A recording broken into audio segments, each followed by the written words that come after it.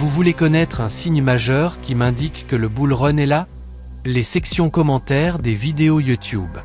Tout le monde commence à exprimer ses émotions ouvertement. Certaines personnes sont super excitées et partagent des points de vue assez perspicaces. D'autres sont juste excessivement en colère, on ne sait pas trop pourquoi, et cela se traduit par des plaintes et des lamentations. Dans le cas de ma chaîne, chaque commentaire aide à l'engagement, alors je suis reconnaissant dans tous les cas. Mais il y a aussi les fervents croyants derrière un certain altcoin ou projet. Ils ne commentent que sur leur altcoin préféré, celui qu'ils croient qu'il surpassera tous les autres. Et soudain, la section de commentaires se transforme en un champ de bataille d'armées crypto, chacune affirmant que son projet est le meilleur. Mais réfléchissons une seconde. Qu'est-ce qui rend réellement un projet crypto plus meilleur que les autres? Ou encore, qu'est-ce qui sépare le battage médiatique temporaire de quelque chose qui peut façonner l'avenir de la crypto? Parce que, soyons honnêtes, la perception des projets crypto a changé de façon spectaculaire. Il ne suffit pas d'avoir une communauté passionnée, une feuille de route tape à l'œil, ou même une grande narration, car chaque altcoin s'inscrit dans une sorte de narrative majeure. Les projets qui dominent vraiment cet espace n'ont pas seulement fait le buzz, ils ont livré quelque chose de concret. Pensez à l'Ethereum et Solana, ils sont devenus utilisables, constructibles et nécessaires dans l'écosystème. Et tout cela mène à un mot important, l'adoption.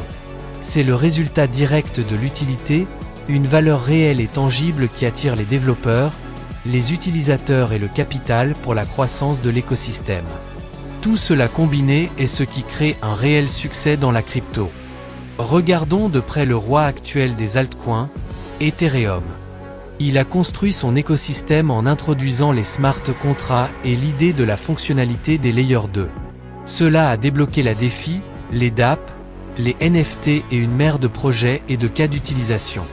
Aujourd'hui, Ethereum détient 80 milliards de dollars en TVL DeFi, domine le marché des stablecoins avec 50% sur sa chaîne, et héberge plus de 5000 dApp actives, générant près d'un demi-billion de dollars de volume le mois dernier. En termes d'activité des utilisateurs, les choses s'accélèrent. Les transactions quotidiennes moyennes grimpent au-delà d'1 million, approchant un niveau observé pour la dernière fois lors du cycle de 2021. Les adresses actives quotidiennes sont à un demi-million et augmentent. Et puis il y a le pire cauchemar d'Ethereum, Solana, qui réalise plus de 80 millions de transactions par jour. Ce sont des transactions non-votes. Environ 4 millions de portefeuilles actifs par jour indiquent une activité globale plus importante sur le réseau de Solana. Il y a toujours un grand écart entre Ethereum et Solana en ce qui concerne la TVL DeFi, mais l'écart se réduit plus vite que jamais. Solana a été conçu comme une version plus rapide, moins chère et plus efficace que l'Ethereum, et la folie des mèmes de Solana l'année dernière a prouvé ce dont le réseau était capable. Tout cela sans les blockchains Layer 2 sur lesquels Ethereum s'appuie aujourd'hui. Mais ce ne sont que 2 projets parmi tant d'autres. La plupart des projets n'ont pas encore atteint ce niveau d'adoption. Beaucoup sont encore bloqués dans la phase initiale, présentant leur technologie mais manquant d'utilité. La vérité est que l'utilité n'est pas une option, c'est le fondement. Les projets sans utilité deviennent des villes fantômes où le battage médiatique meurt et la liquidité s'enfuit vers des écosystèmes qui permettent réellement de construire et de gagner. Et pendant très longtemps, Kaspa a également été piégé dans ce piège. C'est le réseau Proof of Work le plus rapide qui utilise la technologie BlockDAG, une solution qui permet la scalabilité et la décentralisation de marchés de pairs. Il a une communauté croissante de fidèles, mais pas de smart contracts, pas de Layer 2, pas de dApp, et pas de cas d'utilisation en dehors des transactions. Pour aggraver les choses, le jeton Kaspa est passé de l'un des altcoins les plus performants du cycle à une crypto presque fade au niveau du prix avec des chutes en cascade.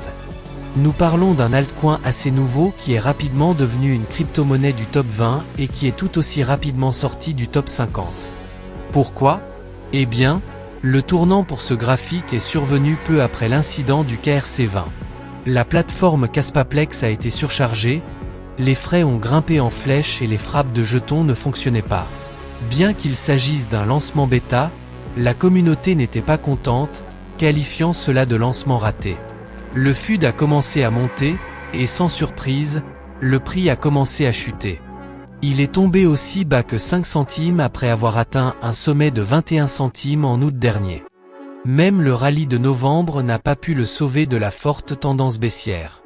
Les choses semblaient mal parties, mais un changement majeur est en cours.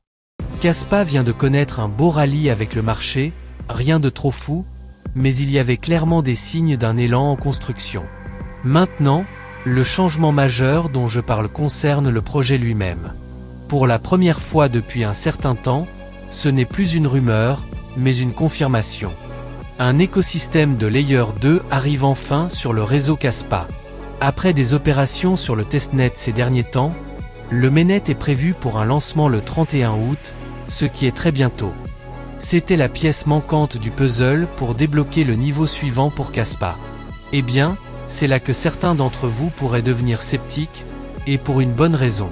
La couche 2 de Kaspa est introduite via la plateforme Kaspaplex, la même qui a échoué lors du lancement bêta du KRC20. Alors, est-ce vraiment une raison d'être enthousiaste, ou devrions-nous nous préparer à un échec potentiel? Eh bien, plongeons un peu plus profondément pour comprendre ce qui se passe et avoir une meilleure idée de ce à quoi s'attendre, et nous verrons ce que cela pourrait signifier pour vos avoirs en Kaspa. J'ai donc mentionné que le graphique des prix de Kaspa prenait de l'élan, et cela est clair lorsque vous regardez le graphique journalier et évaluez la récente ascension. Ce qui est intéressant, c'est que le RSI a en fait poussé jusqu'à 80. C'est la première fois que nous voyons cela depuis mi-2024, environ 2 mois avant d'atteindre le plus haut historique. En même temps, l'indicateur MACD a révélé une configuration haussière, se situant au-dessus de la ligne de signal et progressant davantage dans le positif.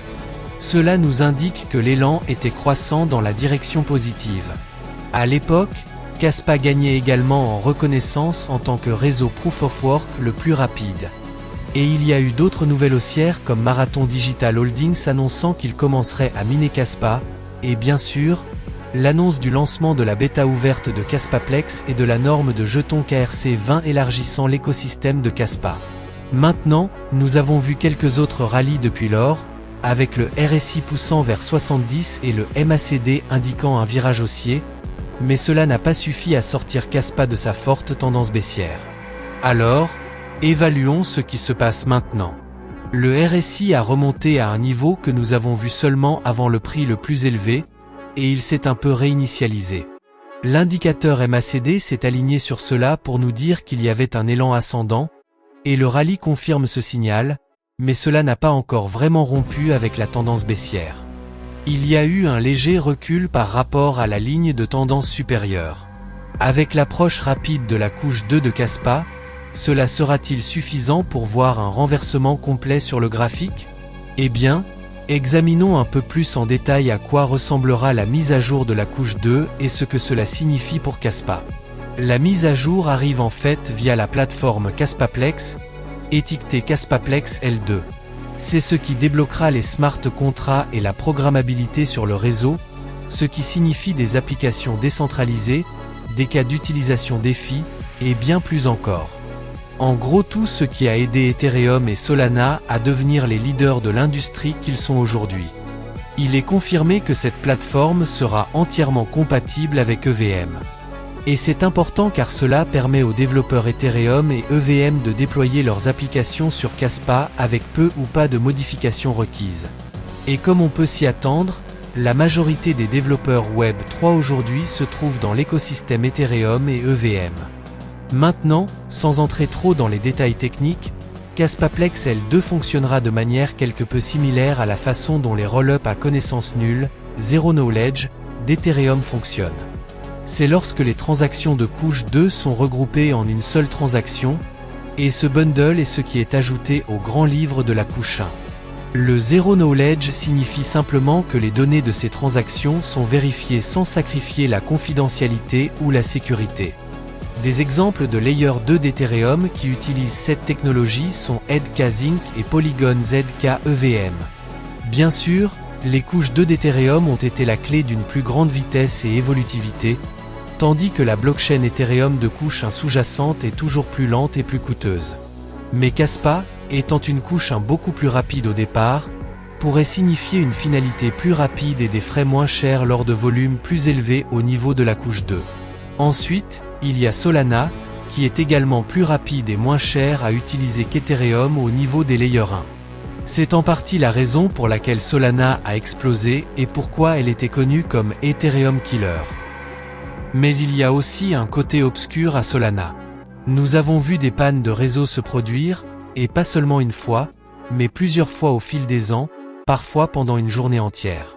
Bien sûr, nous ne pouvons pas ignorer la congestion que nous avons vue pendant le rallye du Trump Coin. Et même si Solana s'est fait un nom et est devenu plus décentralisé avec le temps, il y a toujours des inquiétudes concernant le niveau de centralisation sur le réseau. Kaspa nous offre une histoire différente. Un jeton lancé équitablement avec un calendrier d'émission prédéterminé, similaire au calendrier de halving de Bitcoin. Et le consensus Proof of Work, avec une plus grande accessibilité pour les participants par le minage, ajoute également la sécurité et la décentralisation. Maintenant, la dernière mise à jour du réseau, qui était le hard fork Crescendo, a poussé la vitesse du mainnet de Kaspa jusqu'à 10 blocs par seconde. Non seulement c'est le réseau Proof of Work le plus rapide, mais c'est aussi la vitesse de bloc la plus rapide de tous les réseaux actuellement. Et cela ne s'arrête pas là. L'équipe de développement principale a travaillé sur le déploiement du protocole Dagnite. Cela posera les bases pour que Kaspa augmente son évolutivité et atteigne une vitesse de 32 blocs par seconde, et l'une des caractéristiques essentielles de cette mise à niveau introduira des temps de confirmation s'ajustant dynamiquement. Encore une fois, il y a beaucoup de détails techniques impliqués, mais cela permettra au réseau de Kaspa de répondre plus rapidement aux périodes de forte activité, et le résultat est une réduction du temps d'attente de quelques secondes à presque instantané. Maintenant, ce concept de réseau a été introduit pour la première fois dans le document de recherche Dagnite publié en 2022, et l'un des membres de l'équipe principale, Michael Sutton, a expliqué comment ils ont priorisé la mise à niveau Crescendo et les smart contracts pour aider à lancer la formation d'une communauté de constructeurs. Nous savons déjà que l'écosystème et la base d'utilisateurs de Kaspa sont minuscules par rapport à Ethereum et Solana. Donc, prioriser le lancement d'une couche 2 aidera Kaspa à commencer à rattraper son retard. Et pendant que l'écosystème se développe, le plan est de continuer à travailler sur Dagnite pour améliorer leur couche 1. Maintenant, il est important de regarder cela de manière réaliste. Kaspa n'est pas Ethereum et n'est non plus Solana. Malgré toute l'action positive des prix au début de ce cycle, elle n'a pas encore eu le véritable moment de percée, comme Ethereum a explosé il y a des cycles et Solana a bondi dans le top 10. Avec Kaspaplex dont le lancement est prévu le 31 août et Dagnite étant activement développé, la scène est prête pour une explosion de l'écosystème. Et tout dépendra de la capacité de l'équipe à tout exécuter en douceur. Les Ethers pourraient encore être bloqués sur l'incident Kaspaplex KRC20, mais encore une fois, c'est ce à quoi vous devez vous attendre avec les nouvelles technologies et l'innovation. Ethereum a traversé un long voyage de haut et de bas pour arriver là où il est aujourd'hui. Solana a eu sa juste part d'obstacles aujourd'hui. Kaspa part d'une base plus basse, sans présence institutionnelle majeure pour le moment, et un tout nouvel écosystème qui ne fait que se former. Il sera passionnant de voir comment les choses changent lorsque les contrats intelligents seront de la partie. Dites-moi ce que vous en pensez. Kaspa ne fait-il que reprendre un second souffle avec le marché, ou est-ce le début de quelque chose de beaucoup plus grand? Et bien sûr, comme toujours, rien de ce que je partage n'est un conseil financier. Veuillez ne pas vous lancer aveuglément dans un projet dont je parle. Ce n'est pas le but de cette vidéo. La meilleure approche est de faire vos propres recherches et de comprendre tout projet dont je parle et toute narration selon vos propres termes. De cette façon, vous pourrez décider des meilleurs mouvements pour votre propre portefeuille. N'oubliez pas de laisser un like et de vous abonner à la chaîne.